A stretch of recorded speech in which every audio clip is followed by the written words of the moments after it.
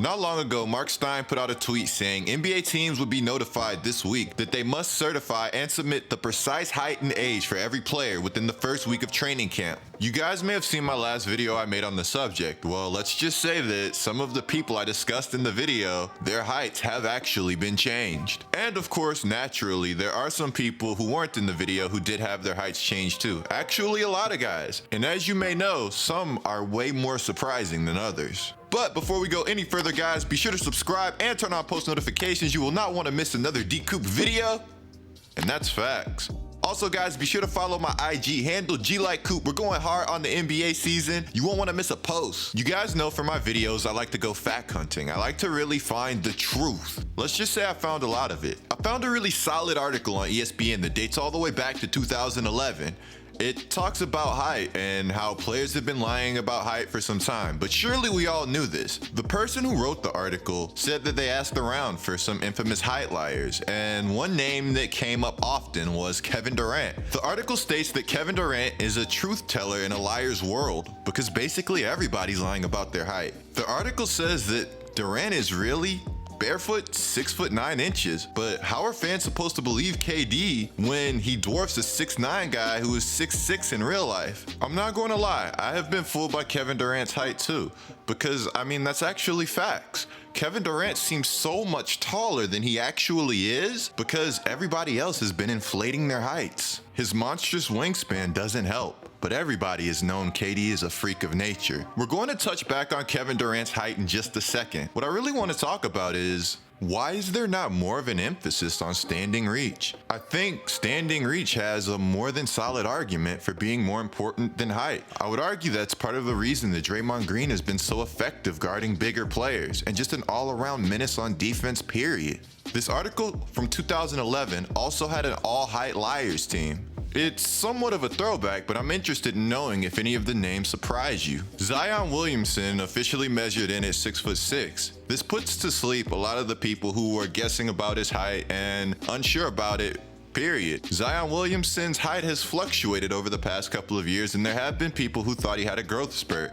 Well, we can finally put all that to rest. I do find it hilarious, though, that after finding out Zion's height, some people are now out on him that may have been in on him before. They're calling him an undersized power forward, and they're also saying a whole bunch of nonsense about Zion. But I really thought Zion looked good in the Pelican scrimmage. He threw down monstrous dunks and got to the rack time and time again with ease. I honestly don't know what Zion did to get so many haters, but I can't wait for him to prove them wrong. Luka Doncic came in at 6'6¾". Now this is actually pretty close to Luka's height. There were some people that were speculating that Luka was 6'8".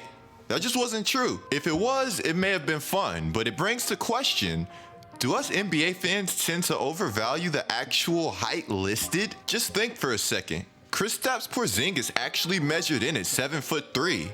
That's ridiculous. He could have been listed at 7'4", since everybody loves listing players in shoes. But then again, am I overvaluing height again by even saying that? When I should be thinking about the standing reach. Embiid came in at 6'11¾", and Ben Simmons came in at 6'9½". These guys, I gotta give it to the 76ers. Their listings were never too far off, even though there were reports earlier about Simmons having that monster growth spurt and Joel Embiid being way taller at 7'2" or 7'3". Kevin Durant actually came in at 6'10". Keep in mind that that's 6'10" without shoes. So it's really all preference on whether you want to call Kevin Durant 6'11" or 6'10". I think it's safe to say that KD has grown a little bit since being in the league. Kevin Durant actually said himself that he would lie about his height because he always thought it was so cool to say he's a 6'9" small forward. He said that that's really prototypical size for a small forward. Anything taller than that and they'll start saying, oh, he's a power forward. I feel like we see this a lot today and still in high school, where if you're the tallest guy, you're automatically the center. It doesn't matter how nice you are to some coaches, they want you down on the block no matter what. I feel like in past years, we've also seen it a ton in college. You'll see these guys whose games are really restricted in college. Maybe these tweeners, or these guys that are called tweeners, power forwards in college, that end up being small forwards in the NBA, when it turns out this guy may have been a small forward all along. He was just not allowed to play his game in college. I feel like if I was part of the NBA draft process, the whole scouting process, I would try to find guys that just weren't used properly in college. Maybe bigs who had their talent suppressed, which we see often. A lot of bigs don't put up numbers in college. I don't think Karl Anthony Towns had crazy numbers. I don't think Anthony Davis had crazy numbers. And I know for facts Andre Drummond didn't have crazy numbers. This is just going off the top of my head. It's a really limited game occasionally for bigs in college. That's why I thought what Bol Bol was doing was so impressive. Only recently are we starting to see more of a change. And of course, I'm speaking on more of the scoring aspect. In college, if you're the center, a lot of times coaches will want you to be more of a rebounder and defender, which is boring, man. Now, of course, it seems Kevin Durant was lying about his height based off of perception, which is fair, but I understand where he's coming from in this aspect. He also said that when he was talking with women, he would say he was 7 foot. Durant never ceased to amaze me. We'll just have to start adapting to the 6'10" Durant the best way we know how. You guys remember Kevin Garnett, right?